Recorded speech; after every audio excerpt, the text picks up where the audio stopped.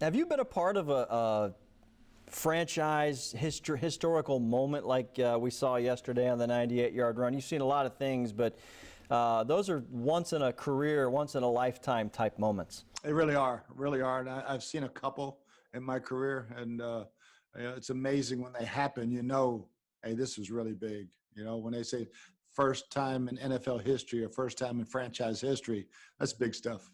On that play, something that stood out to me was, Donovan Smith, Ryan Jensen, Chris Godwin down the field helping seal that lane off, and then Ronald Jones himself carrying the football. You're talking about a core group of guys, not guys who are brand new to the team, but guys who have been through some lean times with this franchise. I know it's one play, but that's the kind of thing that just makes you feel good for guys like that who have grinded for so long. There's no doubt, that left side of the line did a great job on that play, and I think Cam, you got to include him because he was backside too, and the front side did a heck of a job getting him to that point. Then it was basically beat one guy and then race them all to the house, and made the safety miss easily. And I like the fact that he looked up at the jumbotron because that's something you can learn as a veteran player, to see those guys coming from behind you, change your angle a little bit. So Rojo's learning; he's getting there. But I was really, really happy for him. It's not the first time I've heard a player say that they most of the times are trying to judge when to leap to avoid a tackle. But, that's the thing. These stadiums, they're getting more and more high-tech, bigger screens. Is that becoming part of the game at times, you think? Oh, it has been for a while. I mean, Larry Fitzgerald has done it a couple of times. And, he's just natural, looks up, knows where everything's at, and takes off. And, been a part of a couple of those with him. So, I think it's something that a player, when they get to be a little bit of a veteran, they know, use everything you got, man. Use the scoreboard. What was behind the move to put Ryan at guard?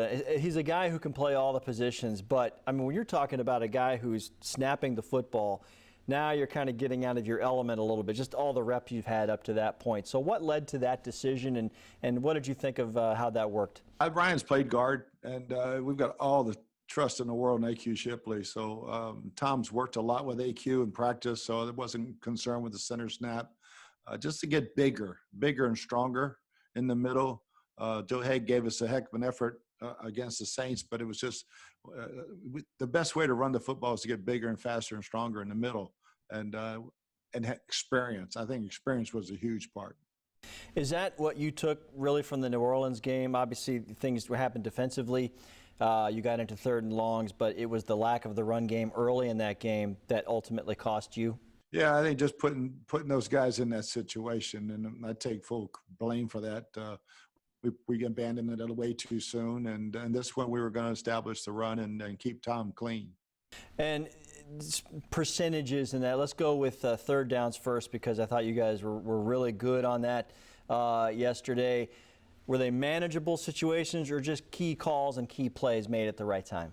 I think both. We kept a lot of them in 6 or less, and did a good job of understanding the coverage and having got good plays called. But then 7 to 13, 14, we had guys make plays. Good protection, great catch by Chris, unbelievable effort by Cam, getting a 3rd and 14 down there that continued that drive. And just everybody, Mike, Chris, AB, everybody, Gronk. It was a good, solid team effort on 3rd down. And then in the red zone, it was right around 50%. I thought to myself, wow, these guys could have had 60 points probably. What did you think about the red zone offense? Because, in the end, it did get the job done, but left points on the field as well. I was not pleased at all. Again, we've been excellent up until the last 2 ball games in the red zone, and we just got to go back and look. We had a couple balls in our hands, got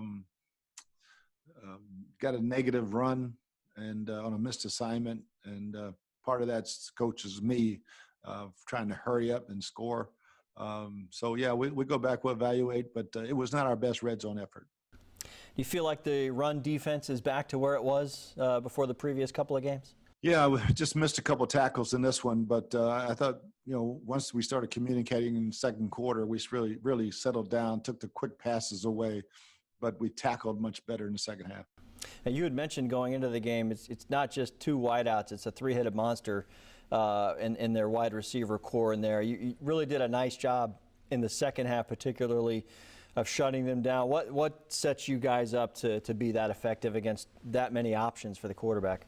Yeah, once we got the lead, the two-score lead, the running game for them was pretty much out the window, and we could tee off a little bit more and anticipate passing, and really got after Teddy pretty good, mixed up the coverages real well.